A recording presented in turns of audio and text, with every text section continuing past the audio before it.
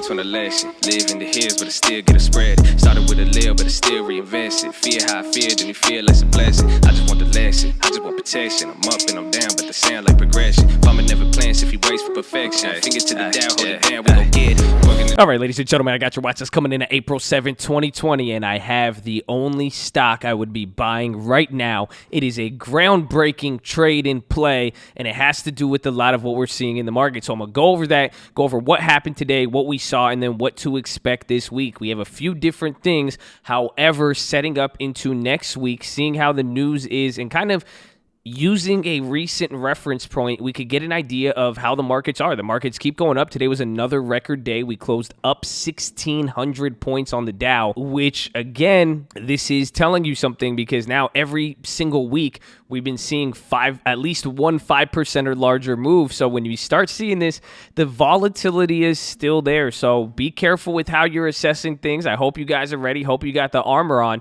We're seeing plays move. We went down a lot today. But I was actually pretty excited because of how much I didn't lose as much. And that's something I'm going to talk about with kind of the lesson here and understanding how to move forward, how to make the best plays, and then really the only stock I'm going to be buying now. I'll give it to you in a second. I mean, actually, I'll just tell you right now. I don't want to, I don't want you to get mad. I know you were expecting something crazy. The only play I'm going to be playing, here it is. I'll go straight to the play. Even before I tell you to like the video or anything, it's very, very simple. It's patience. I got 100 of them at free 99. Expires November 2020 Lexus. And pretty much what this play is, patience, it means wait. So we're going to talk about this. I'll go over that here as I get into the keys. So, I mean, let us not delay at all. You guys know what you need to do. Drop your thumbs up on the video. Make sure you're subscribed. And if you don't know, we are live Monday through Friday, 30 minutes before open. It's the first link in the description, and it is pinned in the comments. We better see you there in the morning. It's free 99. It costs you nothing to join. YouTube.com/thestockmarket. All we ask is that you're positive and respectful. You got to chat, you got the plays, you get source info, you get the news. I mean, hey, we hope we see you there, okay? It's a good place for you. We love to have you. You're always invited. You're always welcome. Yeah, we should better. I don't know why you wouldn't. I mean, yeah, okay. And the most important thing you need to do, post your watches below. Let us know what you're looking at. You got any plays, comments, remixes? What are you looking at? What do you got your eye on? What are you setting up for earnings? Are you going to go after any of the weeklies this week? We will talk about it. So right off the bat, let's talk about the keys. Today was an interesting day, despite us closing up. There was not the best news. Even Boris Johnson, and that's going to develop there, the PM of the UK, he got the virus. He's getting hospitalized or something along those lines. But there was a lot of pretty bad news today. However, we saw the markets go up. Even the oil stuff brought oil down. Oil was down. So watch out for that. Watch that this is a short week. So contracts are going to be a little skewed. It affected some of the plays that we were looking at as far as the week list. However, this is the main thing I want to talk about. And it's really understanding why we need to wait. And it's understanding what you got going on here. And I'm going to show you the SPY here. Let's take it back. We were talking about this on stream, even just paying attention, where the markets were. It's crazy how this is developed. But I really want you guys to think about the weeks after everything started. You guys remember this was the first Wuhan zone, and we talked about it. But what happened? The market came up, and literally at this time from, think about it, February, all the way until the end of February, the virus was already going crazy. By this point, when our market was going up, China had already collapsed. China's market was doing, they eventually bounced by the time we started coming down, which was the ironic part. But China was already down. Other currencies were acting weird. Gold was already up. Gold made one of the first pumps. A lot of what we saw, TLT, we were anticipating the TLT. Remember, we got on that February 14th, so we got it afterwards, and this was the opportunity. But why am I bringing this up? Because there was day after day, week after week, essentially, given the nature of the news, given the nature of how the market's adjusting, we have to wait for metrics. You have to see how this is having that effect. I mean, it's a longer-term effect. The key with everything, the problem with today, the problem with the market now, the problem that we're going to see in the future is if this problem persists for a long amount of time. Remember, boat crash, think small. So why I'm saying this is just think about what happened. This is its own little Wuhan zone. This is kind of what I'm going to call the apex zone. That is the new one, because at this point, this is the apex of what we're going to do. Either this is saying with the market, this will either be the apex of the market. But why do I bring up the apex? Because this is what we're waiting for. We are waiting and bracing for that with New York. The key metric we're looking for is what happens to all of the cases come the end of April and what happens to the market come the end of April after the earnings and all that. But this is the most important zone because we're seeing now, and pretty much why I'm bringing this up, it looks just like the Wuhan zone. You saw a drop, a pop, and then it's going to hold around a range. Maybe it'll start coming up. But at this point, the news was still bad. The market was slowing down. It was still reacting to that Wuhan zone. Any bad news, it quickly came down to the Wuhan zone, then broke it. This is the same thing with the apex. So it's either this is going to be the apex of the market. Maybe we do bounce. Maybe things change. Or once we actually hit the apex with everything going on, the virus gets worse. Other things get worse. And then this is just one more leg down until we finally reach the peak with the market. So that's important. And that's why I'm saying waiting because, even in this process, this took almost, a month. This was 3 weeks and we've already been experiencing it. However, just the situation is different. The VIX is a lot higher. The volume is a lot lower now. It's starting to get lower than when we were there in its own weird way. And I'm saying compared to all of this, we're just at a heightened level with all the numbers, but we're seeing it calm down, but you're seeing little signals reminding us like 7% up days, the VIX above 40, bank stocks still down 40%. There's a lot of subtle reminders that we're still in the doghouse here, even looking at bonds. So that's what we need to watch out for, and we need to see how this plays out. But we're waiting now for that development. We're waiting for that next apex. We're waiting for it to spread and go to Italy and everything else. But now we're over here. We've already seen it. We're seeing what happens. Is everybody wrong about the U.S.? Is everybody right about the U.S.? And then the effects, are the earnings good? Are the earnings bad? What do the company executives think? That's why this next earnings is going to be important. So as you see, all of this stuff, and especially where we're at right now, is very, very important. And welcome to the apex zone. So that is going to be the main thing I'm going to be looking at. But now the key is still in currencies. You're seeing stuff, and we even saw it. You guys saw gold today too. And gold was a phenomenal move, and that's telling you something. So on these rallies, this is why we played gold. If you remember when I made that play, this is what I said I was going to expect, is that pretty much gold will go down with the market at times, but then on these rallies, gold is going to hold up and then pick up, kind of even like UUP. But key is going to be watching the currencies, watching commodities, oil and gold as well too. But even then, I still think this is the divergence. We even saw it with oil. That was something that we pointed out today, was what oil was actually doing. Let me show you on the chart here. So you could see right here, this is the A-share in China is the purple, green and red is oil. But oil was diverging. Now you're seeing oil's finally bounced. There's still a divergence, and the wider we diverge, that's creating something. But you finally saw oil kind of converge on those moves. So that's important. But watch all of those, and what I'm pretty much saying is that you're going to get some of these moves. The currencies might go where it's just going to happen. This is what happened last time. We're going to start seeing signals ahead of the Wuhan zone, and once those start to confirm, then the market is going to react kind of once everybody's ready, the weakest link, and that's going to be through earnings. That, if there's any opportunity to move big and get, and say, okay, are we a new low, bottom, top, bounce, whatever, it's going to be after you get these earnings reports, and then you actually have numbers and a real justification to move. So this earnings season is going to be very, very important, both for information. I don't know if it'll be big moves, but I think if anything, even if it doesn't happen through earnings season, what happens following earnings. So again, we were post earnings when everything started to drop. So keep that in mind as well too. And then finally, I should have included it here. The last tip and last thing I wanted to go over was, again, we took some losses here. Tasty, I was down $3,000. You see now we're down to $75,000. I wanted to close with 80. I did slip up and put too much cash. So again, this account was at like 860 in cash. So now the most we'll walk away with is 44, assuming every play is wrong. But we come to the Robinhood, this is 82,000 in cash. And again, the key is watching the balances. I made a lot of plays. Not all of them are working. However, the key is, I haven't blown up my whole account because I didn't put the whole account. We put a certain amount. So this one sells 82 cash. We sold that snap put. So that's where another 10 or 11,000 is. So still have 92 cash there, 40 in the other one. But why this is important, because I'm still, at one point, the Tasty account, this account was at like 140. The Tasty account was at 100. So I'm losing money. And the best way to understand this, one, somebody kept asking, there's like, how do you keep winning? How do you keep winning? Or how do you keep, how do you not lose your account if you keep losing on these plays? And it's a very simple answer. I'm not putting my entire account into any of these plays. But what I want to bring up here is insurance. This is how it works. This is why you pay for insurance. I mean, keep this in mind. Keep this in mind now moving forward to pick up a contract or understand what you're holding. Why did you buy a put or why did you buy a call? You're buying insurance. Even a call is insurance if you're shorting the stock, believe it or not. So people are buying it and you bought it for a reason. The way I view it as, I'm losing a couple thousand a day. I thought I was going to lose more, and then some of the hedges are working a little better now. But the point is, this is the premium I expected to pay. I paid if there was an event. How does insurance work?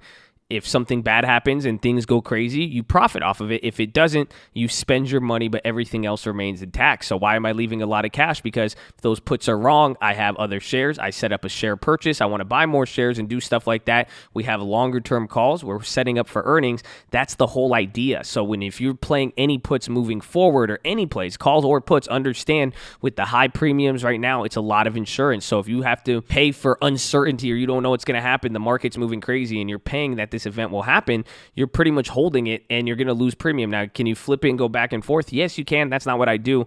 So it's understanding this is how I'm setting up, and that's why my number one play is moving forward. I'm just going to let these go day by day. We're watching these happen, and then we're going to really start setting up once the clock starts going on. We've already paid the premium. I'm paying even more premium. It's just like the Big Short. They made a trade, and it cost them to hold it. It's the same thing here with any sort of risk you're taking. It's on you to control and balance the budget. So waiting for all of this to play out, and then once more time goes on, then I'm going to use that as my opportunity to strike. So that is pretty much it, but let us get into the plays.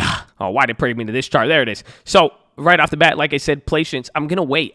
Today was a really weird day. A lot of people, even at the office, they called me out on it. They're like, bro, this was like one of the first days in a while that I haven't made a trade where it wasn't a holiday. So usually on the holidays, I won't make a trade or like the day after, but they're like, they said it was very weird. And I agree. There just really wasn't everything there. There is some cheaper plays. I'm not ready to average down yet because now they're in a unique position that even when it starts moving in our direction, we should be able to get the averages down even at a good price. So I'm waiting.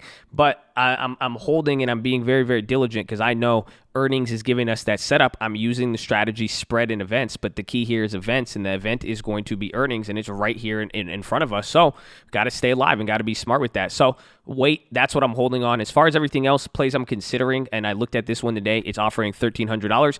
NVIDIA at the money strangle. So I brought this play up last week. I think you would have hit it. And you could do the same one this week. And why? It's a short week. So what I'm thinking of, at the money strangle, you short it. Oh, no, excuse me. At the money straddle.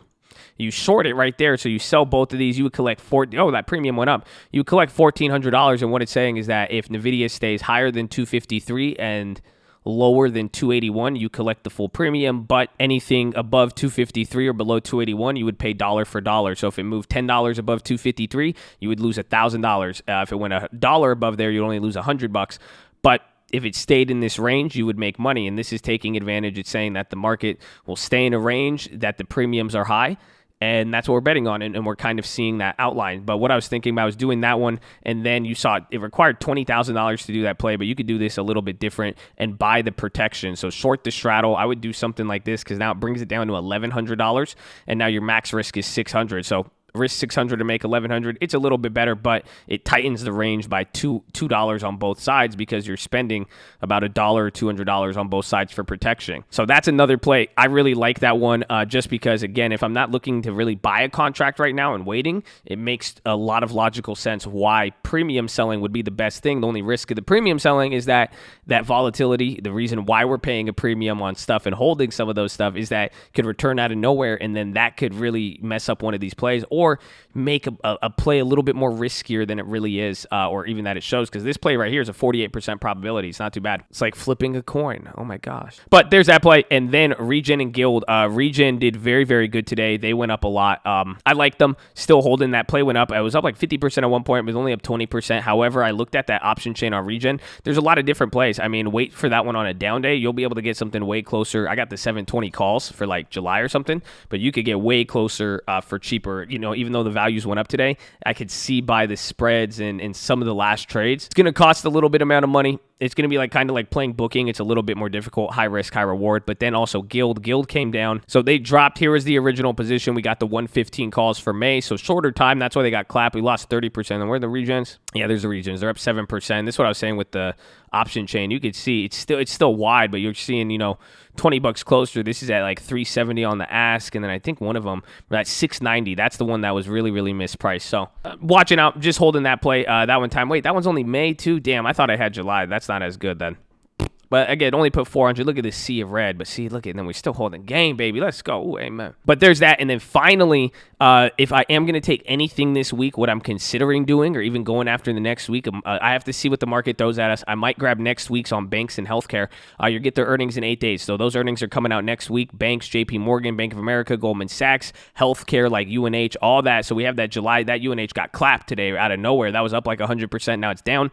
But UNH reports next week, all those companies come out. So those could be the good ones to set up on. And those are the ones I'm going to be looking at. So there is that as far as everything else. Watch Walmart. They did good today. And actually, I'll even tell you my number one earnings play, Amazon. I really, really like it here. I've been looking at this. You could see how it's kind of held this range. This was their last earnings. So I'm still holding those puts. I'm more bearish on it, but I wouldn't mind getting both sides or even selling premium, but they are diverging with the market a little bit. Do not forget that. You could kind of see it there. So I want to see how that plays out, but I like Amazon. I like where they're at. So I've been keeping on that one. But like I said, watch Walmart, watch Roku. I want to get ready to look at this one. I mean, this one could also, I think this one will be a great one for earnings. They moved up a lot today. They've been in this situation. But you can see even between here, this is a 50% move just from there. So they're moving a lot, and Roku could move. So whenever that starts kicking up, that'll be good. Like we said, NVIDIA, Regen, all those. Watch Boeing. The options were cheap on the weeklies, but because it had a short week. So they were a little bit crazy this morning. I was looking at them, and I'm mad I didn't grab it. I was going to get the 160s. You could have grabbed the 160s this morning. Those were going for about 50, 60 cents. So I called those out in the morning, even if you watch it. I didn't make them, but I said pretty much you could play $30 both ways for less than $100, which was pretty decent. Then they ended up moving 20. So watch Boeing. That's going to be, I think, a good one for the books, and we'll see how the short weekend makes it trade. Like I said, Amazon, I'm still in booking. I'd watch them. They went up a lot, and this was a big move, 10%. But like I said, they were already in the doghouse. You could see, compare even this with the market, the bounce. They're lagging behind. They're holding this down here. And again, I think this is just kind of getting ready and pinned for earnings. So I'm still holding that. I think we're down on that play. Watch Anthem and UNH, like I said, Bank of America, JPM. I'll probably look to flip Bank of America and JPN coming into tomorrow or the end of the week if we're going to look at the weeklies. But that is something I'm going to want to do on the next week contracts. And the whole idea is we could get them it gives us opportunities to average down. I could flip those, go through them. I might do some quick flips on those and then just hold them into earnings on the next week. So we'll see. But I also want to see how the premium values. And then finally, the killer surpriser. I said this last week too, but GLD and what it did today was amazing. And like I'm saying, the fact that this is, again, we've been calling it day by day. This is looking exactly like Brexit to the T. So gold might start to go crazy here. We have to see what happens with the market, whether the market rips up and it goes crazy or it goes down. But watch gold. I'm still in those May plays. They're up 100%. But I might want to hold these for a little bit if we could catch, I want consistent green days on it, something that would look like this or like this. We're able to cash out, and then pretty much I would use that as an opportunity to roll in the cheaper ones with time, because the ones with May still sketch me out a little bit. So watching that, surprisingly, the UUP didn't get clapped and the dollar held up again. So we're still holding those, still watching the trifecta. Even TLT. TLT was down this morning and then it came back up. I like where it's at, especially remember there's that news on Friday. The Fed was going to stop, but you could see it's kind of holding up like the dollar and everything else. And that's a scary sight too. Again, literally, if you guys don't see that, it's the same thing that happened in the initial Wuhan zone. Uh-oh, that looked familiar. And then it dropped. Then it came up, but then it held. And then, y'all don't feel me.